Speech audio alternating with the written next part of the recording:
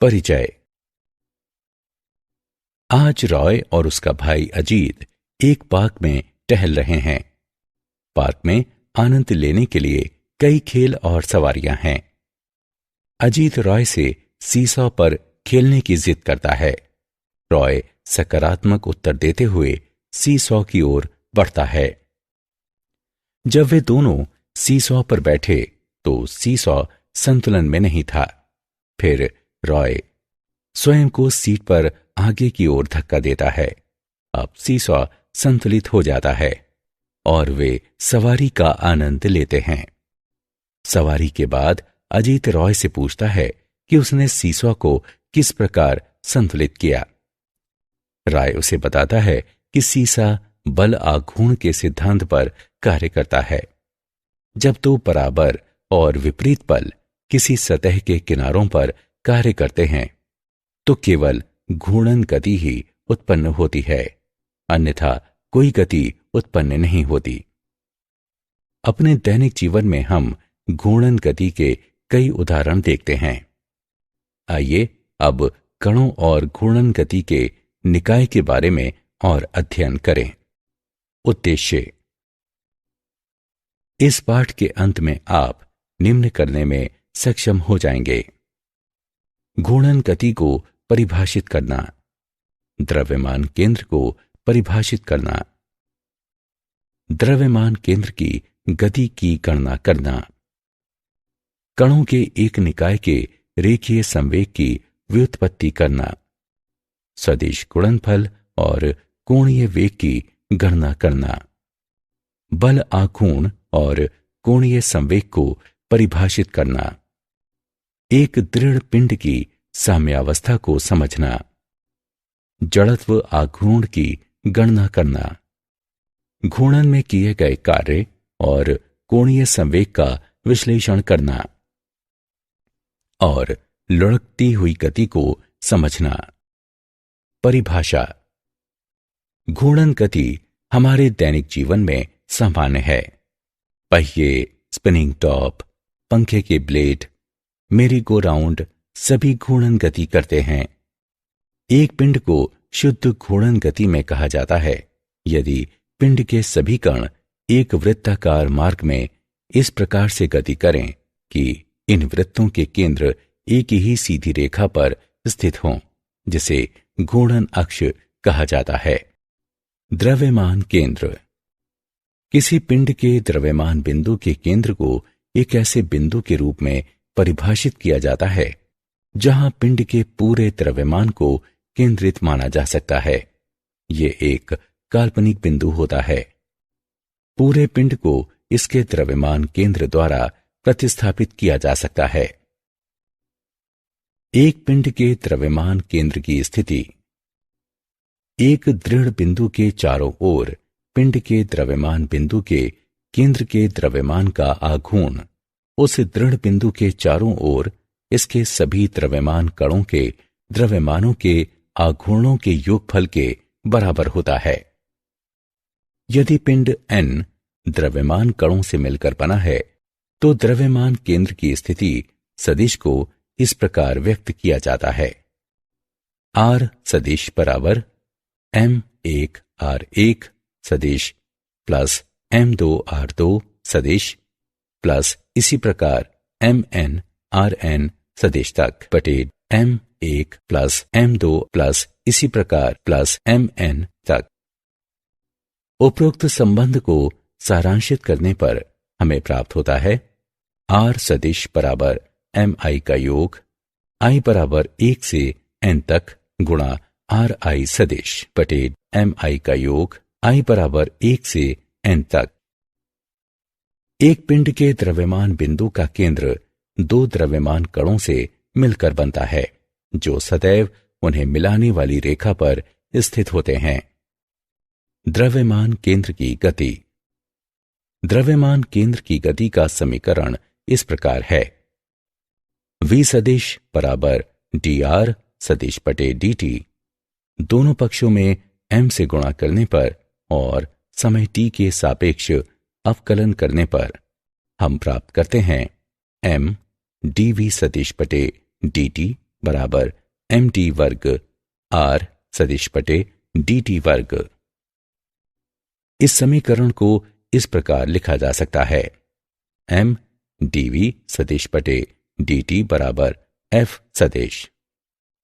निकाय के द्रव्यमान केंद्र के पदों में कार्य करते समय हम आंतरिक बलों, आंतरिक गति और आंतरिक संरचना पर ध्यान नहीं देते हैं। हमें केवल निकाय पर कार्यरत बाह्य बलों पर ही ध्यान देने की जरूरत होती है। निकाय के संवेग और निकाय के द्रव्यमान केंद्र के संवेग के मध्य संबंध mv सदिश बराबर m1 v1 सदिश जमा m2 v2 सदिश जमा इसी प्रकार mn vn सदिश तक। इस समीकरण को इस प्रकार लिखा जा सकता है, mv सदिश बराबर mi के गुणनफल का योग i बराबर 1 से n तक और vi सदिश r तक। इस प्रकार हम निष्कर्ष निकालते हैं कि निकाय का कुल संवेग द्रव्यमान केंद्र के संवेग के समान है। निकाय के द्रव्यमान केंद्र पर कार्यरत बल और अलग अलग कणों पर कार्यरत बलों के मध्य संबंध ma सदिश बराबर m1a1 सदिश प्लस m2a2 सदिश प्लस इसी प्रकार mnan सदिश तक। उपरोक्त समीकरण में न्यूटन के गति के द्वितीय नियम को लागू करने पर हम प्राप्त करते हैं F सदिश बराबर F1 सदिश प्लस F2 सदिश प्लस इसी प्रकार Fn सदिश तक। हम निष्कर्ष निकालते हैं कि द्रव्यमान केंद्र पर कार्यरत बल निकाय के अलग अलग कणों पर कार्यरत बलों के सदिश योगफल के बराबर होता है।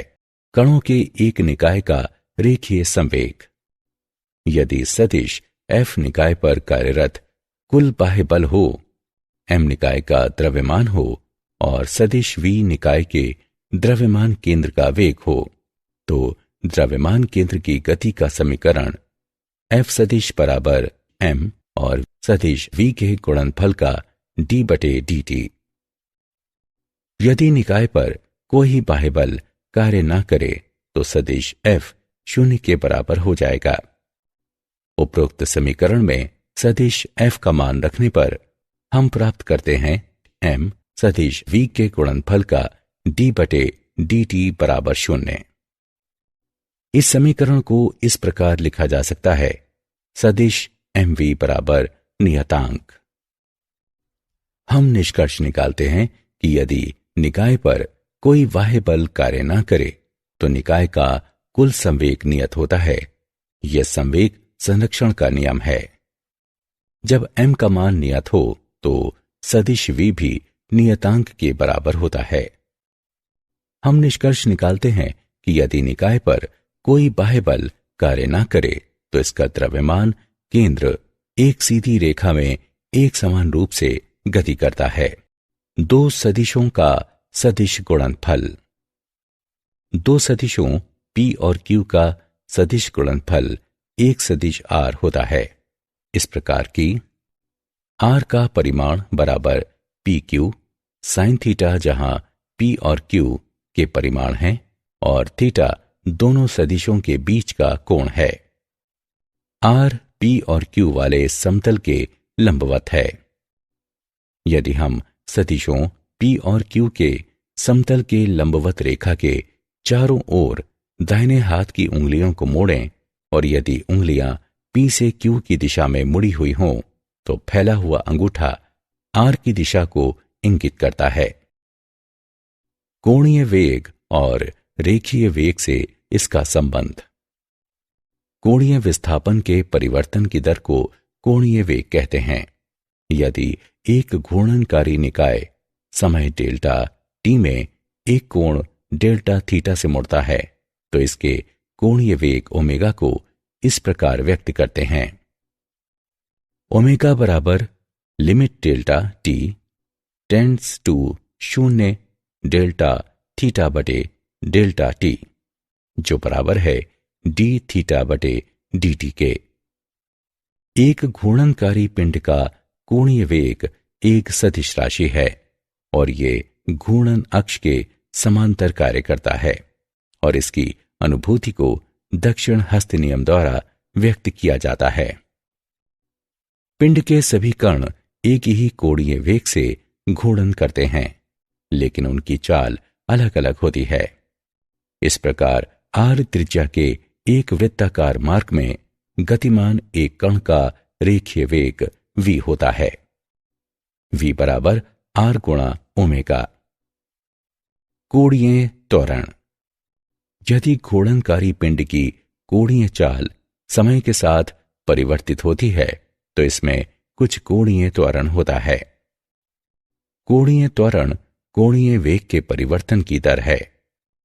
कोणीय त्वरण को अल्फा से व्यक्त किया जाता है, जो बराबर है limit delta t tends to 0 delta omega बटे डेल्टा t, जो बराबर है d ओमेगा बटे dt के।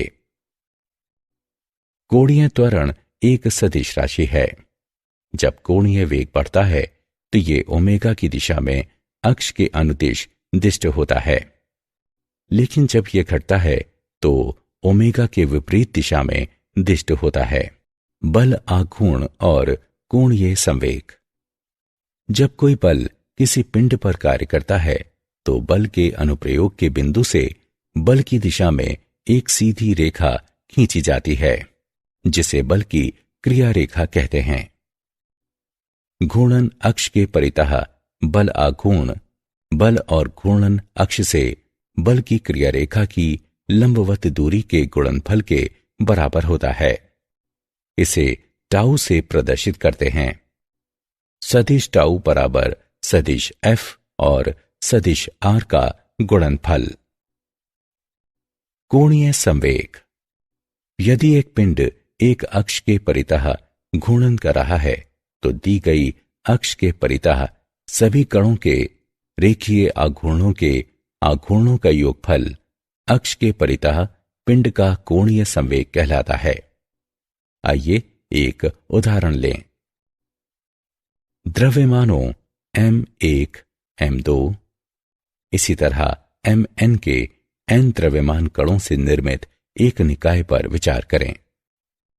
मान लें कि कण एक नियत वेग ओमेगा से अक्ष के परितः घूर्णन कर रहे हैं और मान लीजिए कि अक्ष से द्रव्यमान कणों की लंबवत दूरियां r1 r2 और rn हैं। घूर्णन अक्ष के परितः इस बल का आघूर्ण बराबर है F गुणे r के, लेकिन बल के मान रखने पर हम प्राप्त करते हैं m गुणे r गुणे अल्फा गुणे r, जो बराबर है m गुणे r वर्ग गुणे अल्फा के। निकाय पर कार्यरत बल आघूर्ण टाउ बराबर m1 गुणे r1 वर्ग गुणे अल्फा 1 प्लस m2 गुणे r2 वर्ग गुणे अल्फा 2 जमा mn गुणे rn वर्ग गुणे अल्फा n। इस समीकरण को इस प्रकार लिखा जा सकता है। टाउ बराबर mi और ri वर्ग के गुणनफल का योगफल i बराबर 1 से n तक गुणा अल्फा। इससे प्राप्त होता है टो बराबर i अल्फा। यदि अल्फा बराबर 1 रेडियन प्रति सेकंड वर्ग तब i बराबर है टाउ के। एक पिंड इसकी घूर्णन अक्ष के परितः जड़त्व आघूर्ण आंकिक रूप से इसी अक्ष के परितः इस पर कार्यरत बल आघूर्ण के बराबर होता है। जब पिंड उस अक्ष के परितः एक इकाई कोणीय त्वरण से घूर्णन कर रहा हो। एक दृढ़ पिंड की साम्यावस्था। एक दृढ़ पिंड की साम्यावस्था में होने के लिए दो जरूरी शर्तें हैं, जो इस प्रकार हैं। पिंड पर कार्यरत बलों का सदिश योगफल 0 होना चाहिए। पिंड पर कार्यरत कुल बल आघूर्ण 0 होना चाहिए। साम्यावस्था के 3 प्रकार हैं जो निम्नवत हैं। स्थायी साम्यावस्था। यदि पिंड को थोड़ा सा विस्थापित करके बल आघूर्ण हटा लिया जाए तो पिंड अपनी मूल स्थायी अवस्था में वापस लौट आता है। अस्थायी साम्यावस्था। यदि पिंड को थोड़ा सा विस्थापित करके बल आघूर्ण हटा लिया जाए तो पिंड अपनी मूल अवस्था में नहीं लौटेगा। उदासीन साम्यावस्था। पिंड की स्थितिज ऊर्जा नियत रहती है। जड़त्व आघूर्ण। एक पिंड के जड़त्व आघूर्ण को इसके घूर्णन अक्ष के परितः, इसके द्रव्यमान और इसके घूर्णन अक्ष से पिंड की लंबवत दूरी के वर्ग के गुणनफल के रूप में परिभाषित किया जाता है। इसे I से व्यक्त करते हैं। I बराबर mr वर्ग। दृढ़ पिंड का जड़त्व आघूर्ण कणों के जड़त्व आघूर्णों के योगफल के बराबर होगा। इसके व्यंजक को इस प्रकार व्यक्त किया जाता है। I बराबर mi और ri वर्ग के गुणनफल का योगफल I बराबर 1 से n तक। एक दृढ़ पिंड की इसके घूर्णन अक्ष के परितः परिभ्रमण त्रिज्या को उस बिंदु की दूरी के लंब के रूप में परिभाषित किया जाता है जहां अक्ष से पूरे पिंड के द्रव्यमान को केंद्रित माना जा सकता है। इसे k से व्यक्त करते हैं। इसके व्यंजक को इस प्रकार व्यक्त करते हैं। I बराबर m के वर्ग जो बराबर है mi और ri वर्ग के गुणनफल के योगफल के, यानी I बराबर 1 से n तक। लंबवत और समांतर अक्ष की प्रमेय। लंबवत अक्ष की प्रमेय। इसके अनुसार एक अक्ष के परितः इसके समतल के लंबवत समतल का जड़त्व आघूर्ण इसके समतल में स्थित दो परस्पर लंबवत अक्षों के परितः इसके जड़त्व आघूर्णों के योगफल के बराबर होता है। Iz बराबर Ix प्लस Iy। समांतर अक्ष की प्रमेय। इसके अनुसार किसी अक्ष के परितः एक पिंड का जड़त्व आघूर्ण इसके द्रव्यमान केंद्र से होकर जाने वाली एक समांतर अक्ष के परितः जड़त्व आघूर्ण और पिंड के द्रव्यमान एवं दोनों अक्षों के मध्य की लंबवत दूरी के वर्ग के गुणनफल के योगफल के बराबर होता है। I बराबर ICM प्लस MH वर्ग। घूर्णन में किया गया कार्य। मान लीजिए कि जब एक बिंदु P पर एक घुमाव बल F आरोपित होता है तो पिंड O से गुजरने वाले एक अक्ष परितः घूर्णन करता है। यदि स्पर्श रेखा और बल F के त्रिज्य घटक क्रमशः Ft और Fr हों तो एक छोटे से कोणीय विस्थापन के लिए किए गए कार्य को इस प्रकार व्यक्त किया जाता है। dw बराबर Ft गुणा ds। ds के मान उपरोक्त समीकरण में रखने पर dw बराबर Ft/d थीटा, यहां r बराबर OP। उपरोक्त समीकरण को टो के पदों में बदलने पर हमें प्राप्त होता है dw बराबर टाउ d थीटा। दोनों पक्षों का समाकलन करने पर हम प्राप्त करते हैं किया गया कार्य बराबर टाउ और थीटा का गुणनफल।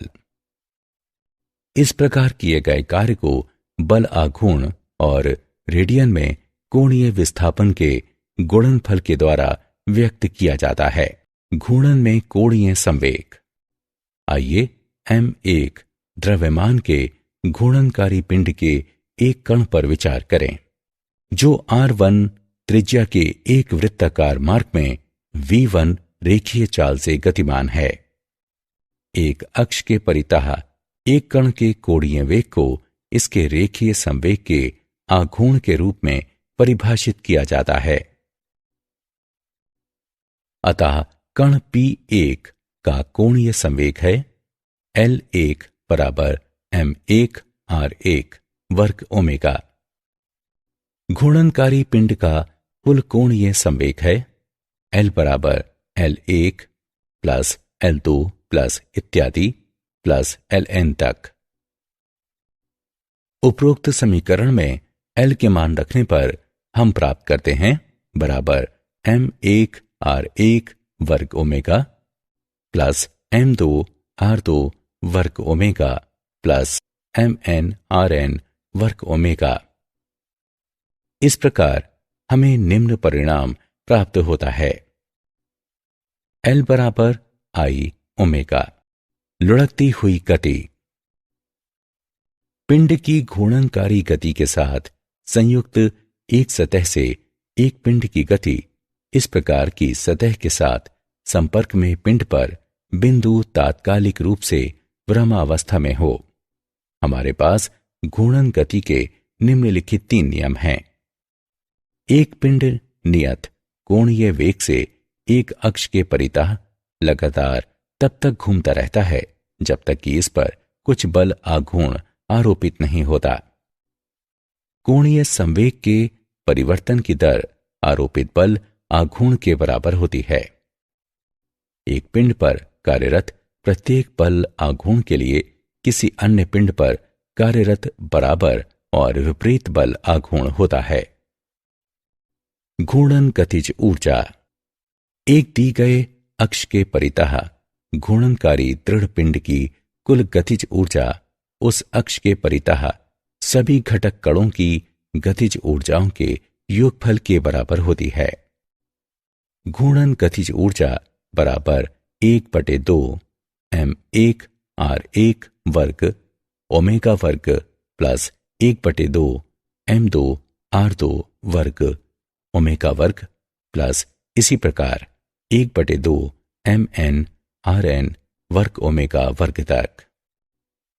समीकरण को सारांशित करने पर हम प्राप्त करते हैं घूर्णन गतिज ऊर्जा बराबर 1/2 M और R वर्ग के गुणनफल का योगफल गुणा ओमेगा वर्ग। लेकिन हम जानते हैं कि mr वर्ग का योगफल दी गई अक्ष के परितः दृढ़ पिंड के जड़त्व आघूर्ण के बराबर होता है। इसलिए घूर्णन गतिज ऊर्जा बराबर 1/2 I ओमेगा वर्ग। एक दिए गए अक्ष के परितः एक दृढ़ पिंड का जड़त्व आघूर्ण आंकिक रूप से इसकी घूर्णन गतिज ऊर्जा के दोगुने के बराबर होता है जब यह इकाई कोणीय वेग से घूर्णन कर रही हो। क्या आप जानते हैं द्रव्यमान केंद्र की स्थिति पिंड के आकार पर निर्भर करती है। दिए गए आकार के लिए ये पिंड में द्रव्यमान के वितरण पर निर्भर करती है।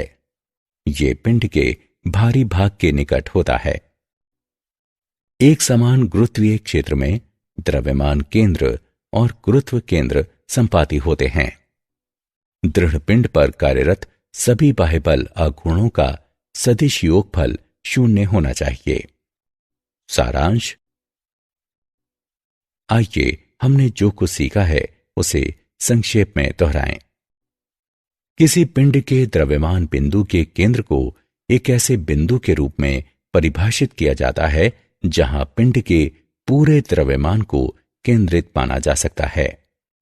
एक पिंड के द्रव्यमान बिंदु का केंद्र 2 द्रव्यमान कणों से मिलकर बनता है जो सदैव उन्हें मिलाने वाली रेखा पर स्थित होते हैं। द्रव्यमान केंद्र पर कार्यरत बल निकाय के अलग अलग कणों पर कार्यरत बलों के सदिश योगफल के बराबर होता है। यदि निकाय पर कोई बाह्य बल कार्य न करे तो निकाय का कुल संवेग नियत रहता है। यह संवेग संरक्षण का नियम है। एक घूर्णनकारी पिंड का कोणीय वेग एक सदिश राशि होता है और ये घूर्णन अक्ष के समांतर कार्य करता है और इसकी अनुभूति दक्षिण हसत नियम के द्वारा की जाती है। घूर्णन अक्ष के परितः बल आघूर्ण बल और घूर्णन अक्ष के परितः बल की क्रिया रेखा की लंबवत दूरी के गुणनफल के बराबर होता है। दृढ़ पिंड का जड़त्व आघूर्ण कणों के जड़त्व आघूर्णों के योगफल के बराबर होगा।